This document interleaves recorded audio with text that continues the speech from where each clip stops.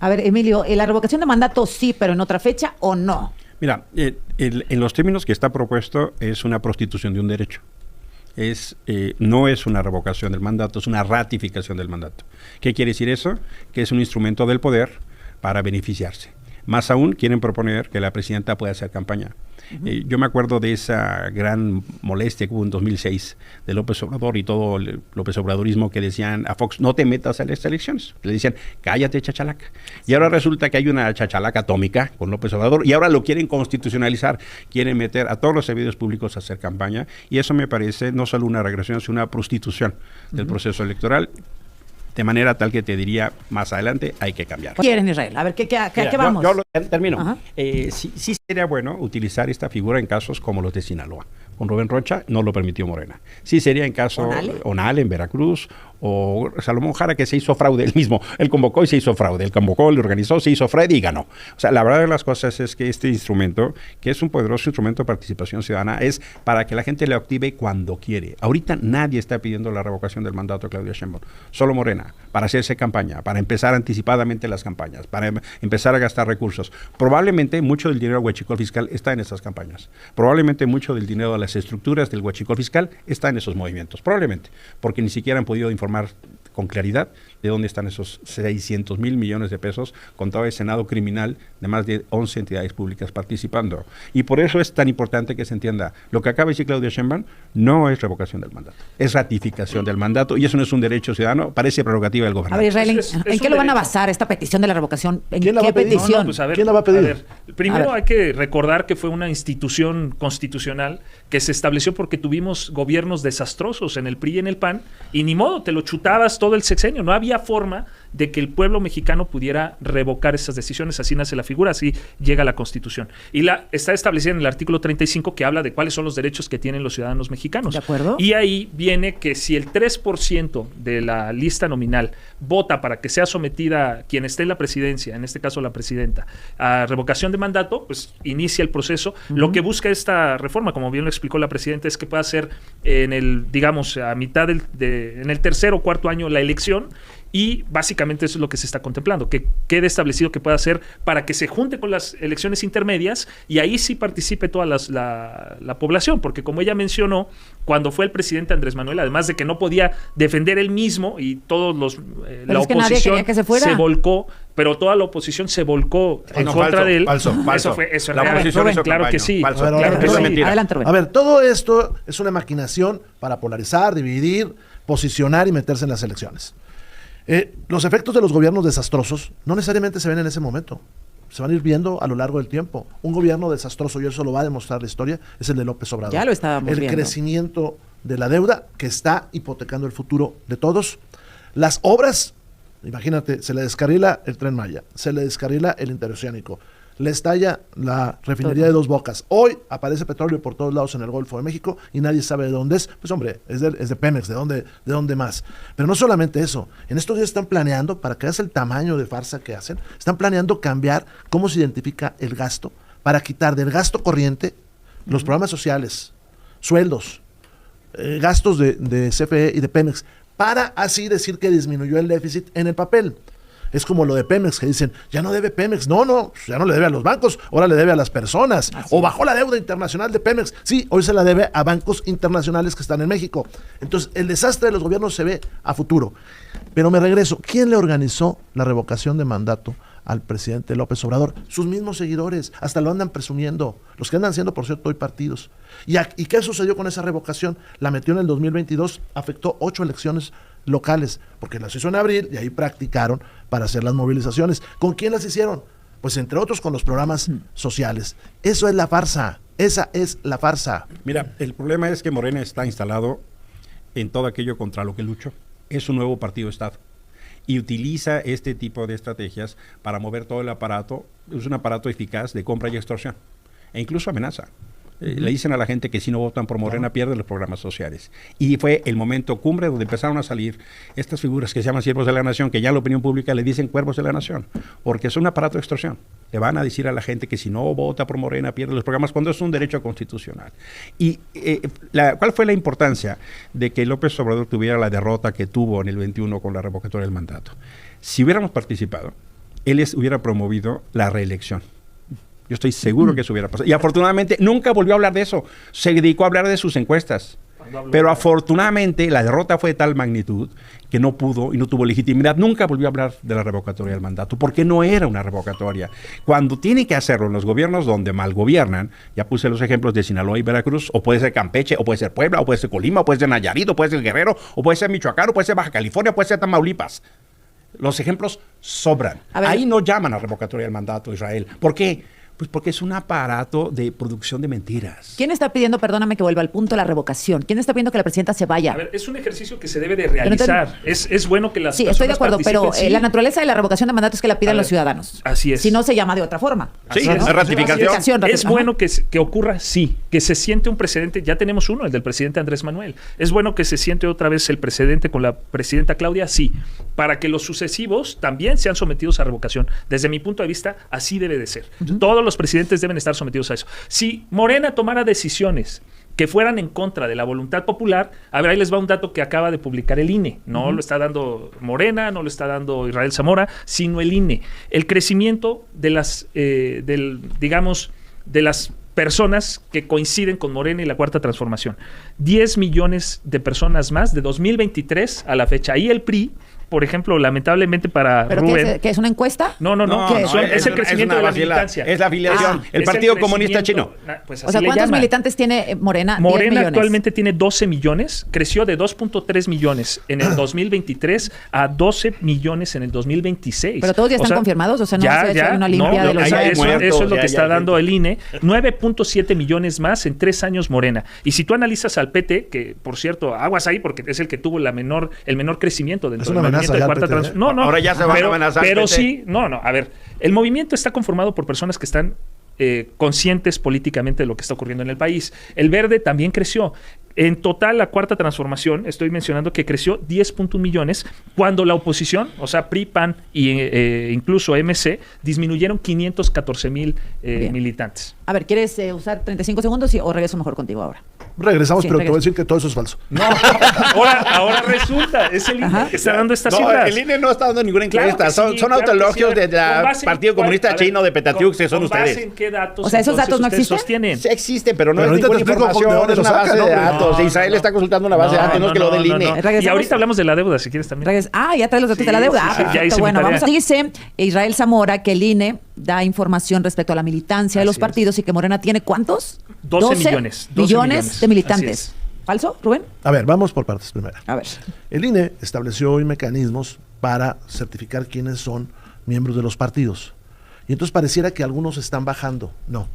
Estos partidos están presentando expedientes completos y expedientes bien auditados. Porque la multa, cuando tú te equivocas por alguna razón, llega hasta 150,000 pesos por afiliación indebida, entre comillas.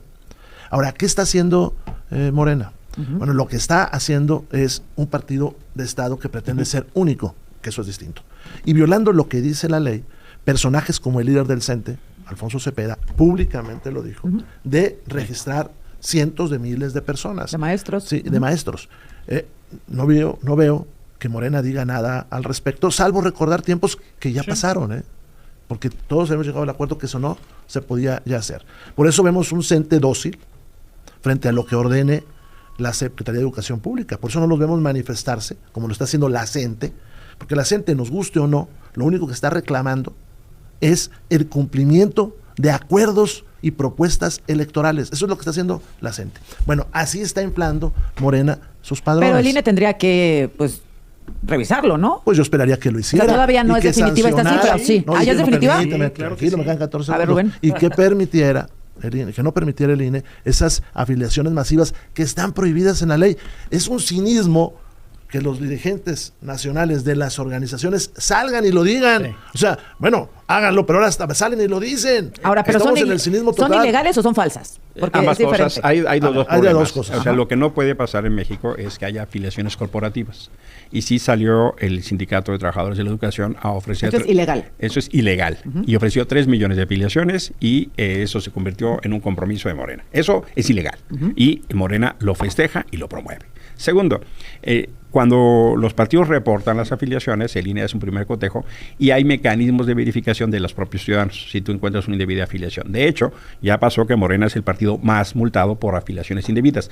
En este proceso de la construcción de nuevos partidos políticos se presentó el caso de denuncias, efectivamente, de afiliaciones de Morena a muertos, a gente que ya no vive o incluso gente que se afilió sin su consentimiento. ¿Por qué? Porque el Siervo de la Nación lo que utilizaba es la plataforma de Morena diciendo a la gente que lo inscribía a un programa social.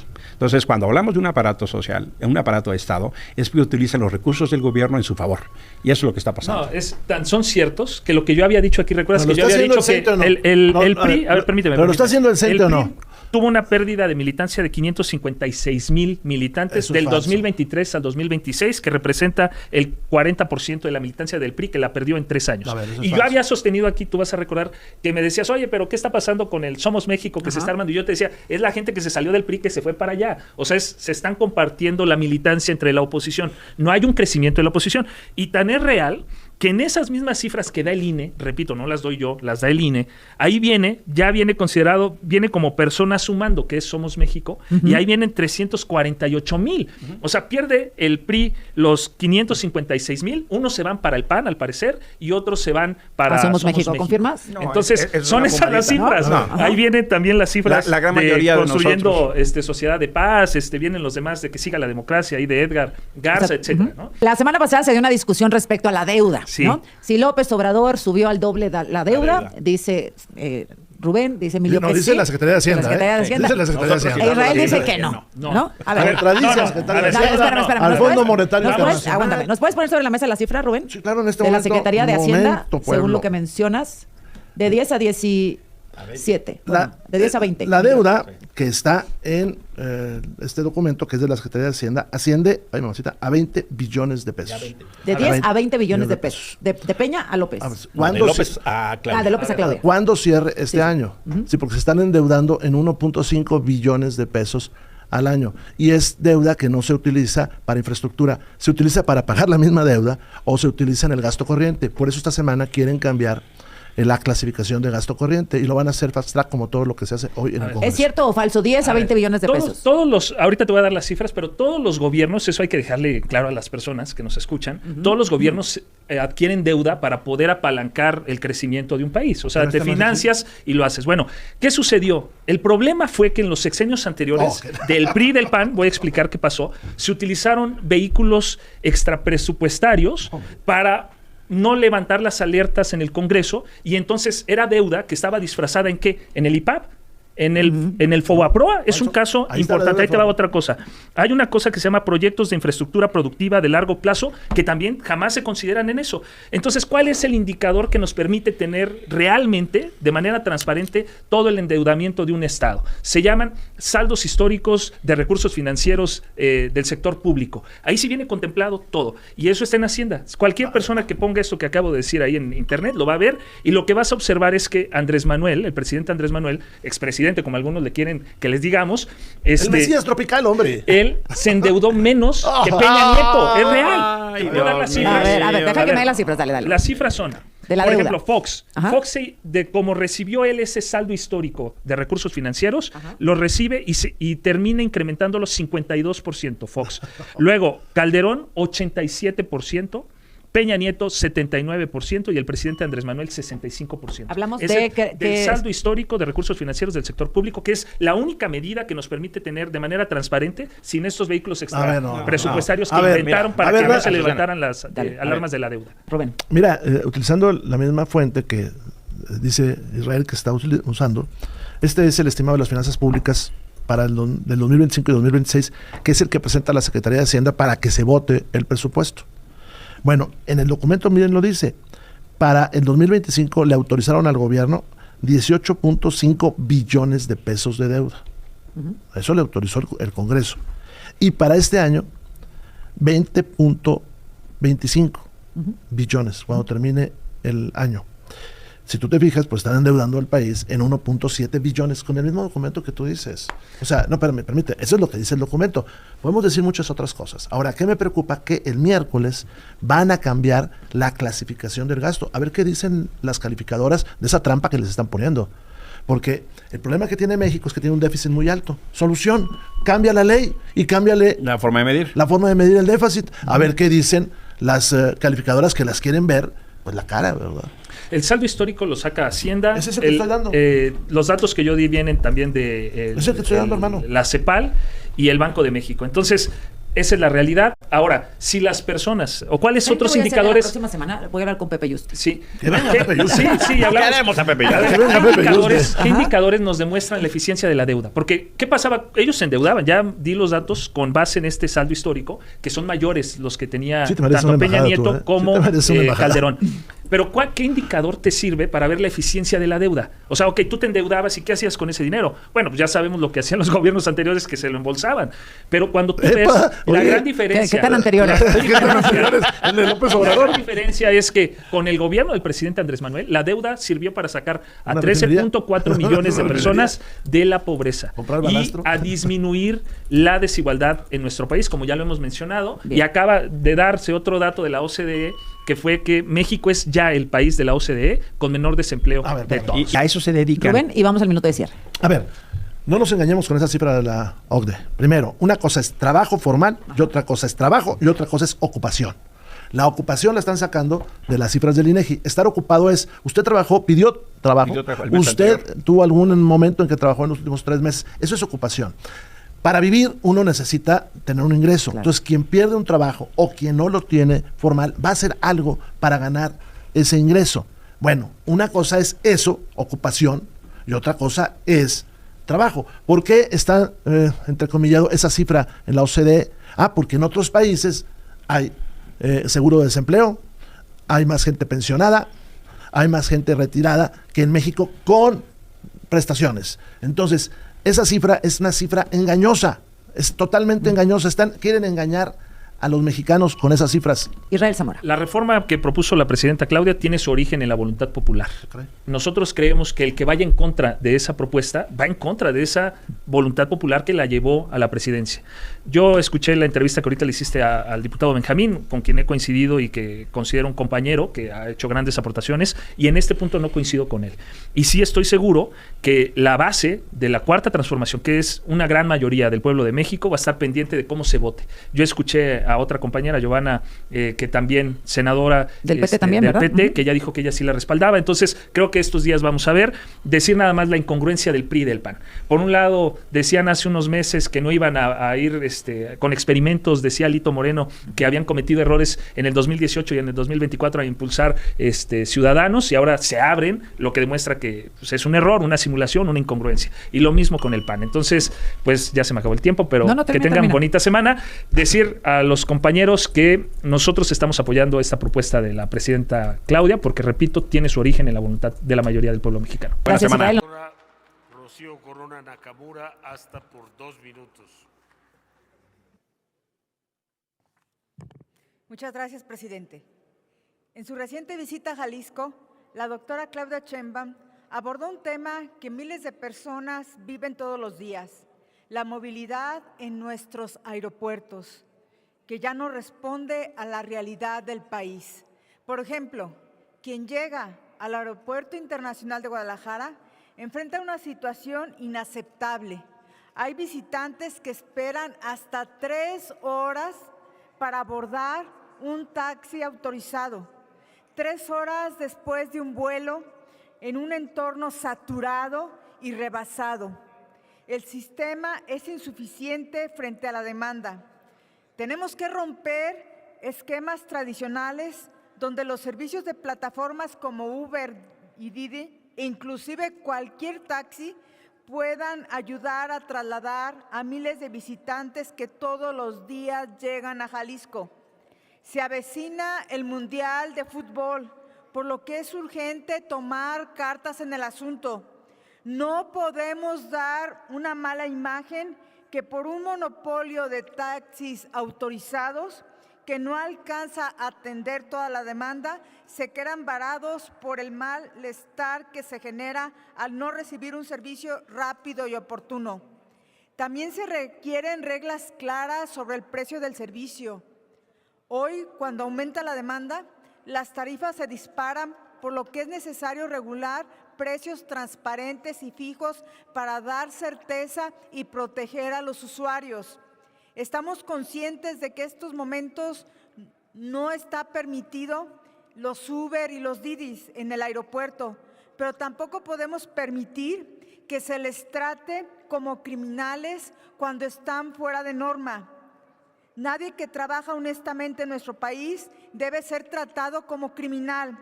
Todos debemos tener la libertad de elegir cómo movernos y cómo trasladarnos de forma segura e informada. Es cuanto, presidente. Muchas gracias. Muchas gracias, senadora Corona Nakamura. Dice el par de pelones que la presidenta manipula la revocación de mandato a su conveniencia, que si la hace antes que no sé qué, que si la hace después que se beneficia. Y de la deuda, dicen que Cabecita de Algodón la duplicó, que si Peña Nieto la había duplicado, pero que AMLO la llevó a las nubes, y que no hubo nada de obra, que utilizaron el dinero en programas sociales y en publicidad para Morena, e Israel y Casa los pone en su lugar, y les dice que cuando gobernó Peña, Calderón y Fox, se les olvidó lo de revocación de mandato, ni se acordaron tantito, pero ahora alegan peor que en un mercado. Y sobre la deuda les dice que los hijos de Fox y Calderón ahora son de los más ricotes de todo México, cuando antes no tenían ni pa' comer. Y Peñabrutis, dándose la vida de rey en España. Quién sabe cuántos años ya lleva viviendo en el viejo continente, bueno para nada. Pero bien que tomó el peso en 10 pesos por dólar y lo dejó en 20 pesos por dólar. Y antes de terminar su mandato, entregó concesiones de pozos petroleros y minas por más de 80 años, como si fueran de El Copetón. Estar al pendiente del próximo video, denle like, compartan el video y suscríbanse. Hasta la próxima. Dios los bendiga.